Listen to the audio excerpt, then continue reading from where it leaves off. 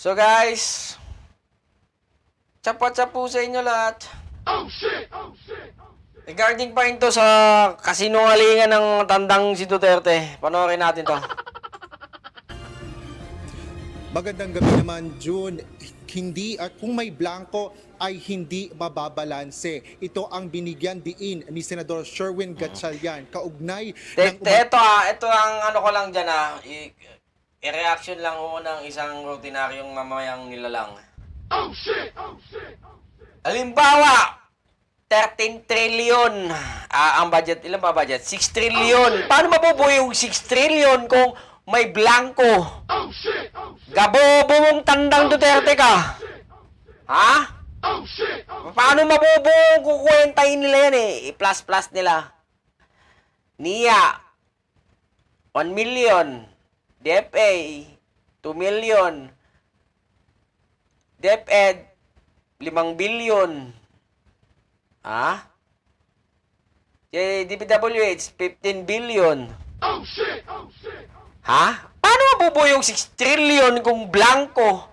Sige nga, analisahin nyo mabuti. Ha? Nagpapaniwala kayo sa matandang Duterte na yan, nag-uulyanin na. Ha? Kaka-check ko lang po, dito sa DBM, DBM website, nandito. Nasaan yung blanco dyan? Ha? Nasaan yung blanco dyan? Ayan,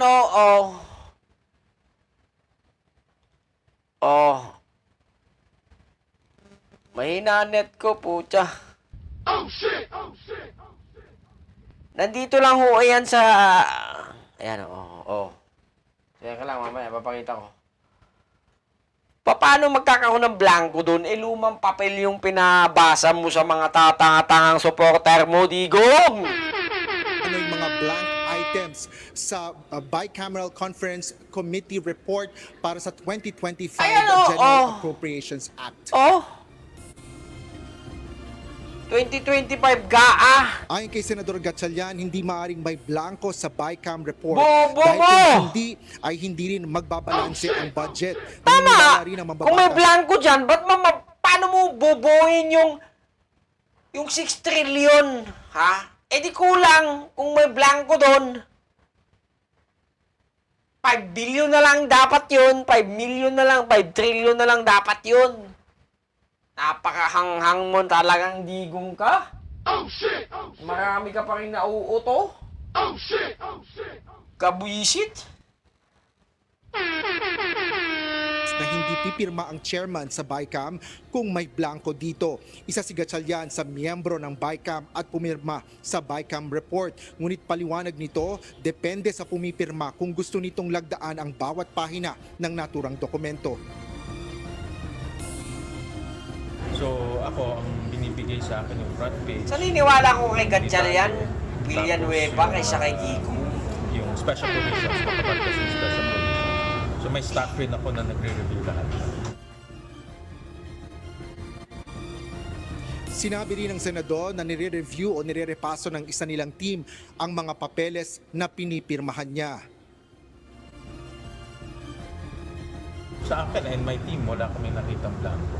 Kasi dapat balanse, yun ang tinitignan namin parati. So, I have a whole team na tinitignan yung budget bago ko pinipirmahan. Sinabi naman ni Senador Joel So, kanino kayo maniniwala? ang pinirmahan niya Nagpapapansin ay ang si full Duterte. Bicameral Conference Committee report kung saan makakuha nandoon ng lahat simpatya. at may mga item anya siyang nakita ngunit Papaniwala hindi naman kayo. blanco.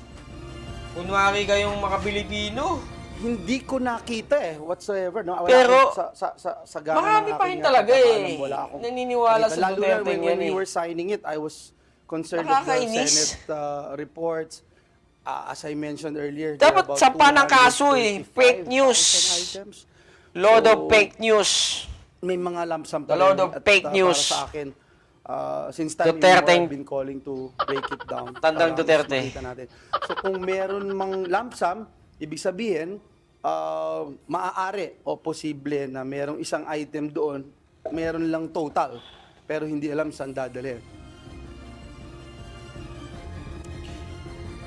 Ngunit para kay Senador Villanueva, kung kukwestiyonin ang pagkakaayon nito sa saligang batas, hindi dapat anya ang BICAM report, kundi ang batas na naipasa para rito o ang 2025 GAA. Sa isang panayam, Dapat ang sampal sa mukha niya, yung GAA mismo, yung pirmado na. Hindi yung BICAM, papel ng BICAM, napakatarantado nga talaga naman.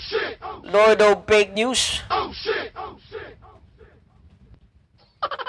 sinabi naman ni Senador Risa Ontiveros na hindi ito makapaniwala na magpapasa ng anumang budget ang Kongreso na may blanco. Taon-taon anya ay tinatapos ng Kongreso ang trabaho nito para magpasa ng budget. Ngunit sa palagay ni Ontiveros ay natapos nila ang kanilang trabaho kaya hindi ito naniniwala sa sinasabi ni Duterte. Bumuelta naman si Davao City 3rd District Representative Isidro Ungab sa pahayag ni Pangulong Ferdinand Marcos Jr. Ayon sa mambabatas, dahil sa kanilang tungkulin at pagsunod sa diwa ng transparency and accountability, kaya nila ibinunyag ang pinirmahang BICAM report na may mga blankong items. Ikinukubli rin aniya ni na PBBM at Executive Secretary Lucas Bersamin ang issue sa paggiit na walang mga blankong items sa General Appropriations Act at binansagang fake news ang kanilang revelasyon at nagsisinungaling si dating Pangulong Rodrigo Duterte. Sinungaling naman talaga. 3 to 6 months? Bugok! Jun, hawak ko ngayon itong... Di ko alam kung maniniwala pa kayo dyan eh. Bakit naniniwala pa kayo dyan? Hunggang Para nga sa 2025 General Appropriations Act na nakuha natin mismo sa Senado. Mula yan sa may blanco ba? o sa Public Relations and Information Abogadong Bureau mapurol! ng Senado. At ito ay hindi naman makikita sa website ng Senado. June. Asher, unang tanong. Sinabi mo nga kanina, yan mismo ay galing sa Senado. Pero ilang pahina ba lahat yan? June, sa taya natin, mga nasa 200, mahigit kumulang 200 yung pahina ng mga ito. At sinasabi nga ni Senador Villanueva kanina ay umaabot ng mga mahigit 2,000 yung mga items na nakapaloob dito. Yung pahina Tamad naman kayo. na ipinirisinta. Tamad kayong sinasabi nga busisihin. ni, dating Pangulong Duterte na mga BICAM report na mayroong mga Kasi kayo blankong mga fake item. news, Ayan huwag ay ganun. 13 Tingnan doon nyo yung muna. nakita natin sa na-post nga rin sa social media page ni kung Congressman pwede, 3 beses nyo Ungab. basahin. At tiningnan natin din yung mismong 13 pahina na yon na mismong tinutukoy nga doon sa kanilang revelasyon, June. So anong natuklasan mo? Kinumpara mo ba? Magkapareho ba ngayon na may blanco doon? Sa 13 pahina na yun na tinutukoy ni Congressman Ungab at ni dating Pangulong Rodrigo Duterte.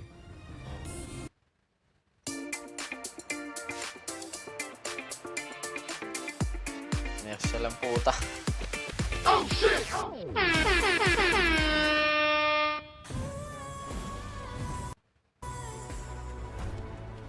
Sorry naman.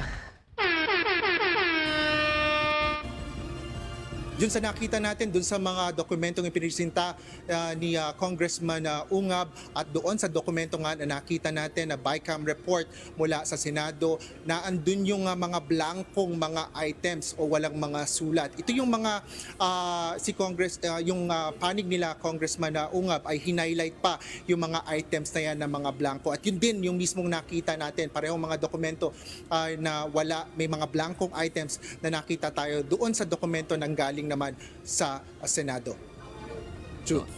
Yung sinasabi, Asher, ni Senator Sherwin Gatchalian at Senator Joel Villanueva kanina na hindi nila nakita, tinanong mo ba kung kailan yun? Adios! Hindi ba nila nung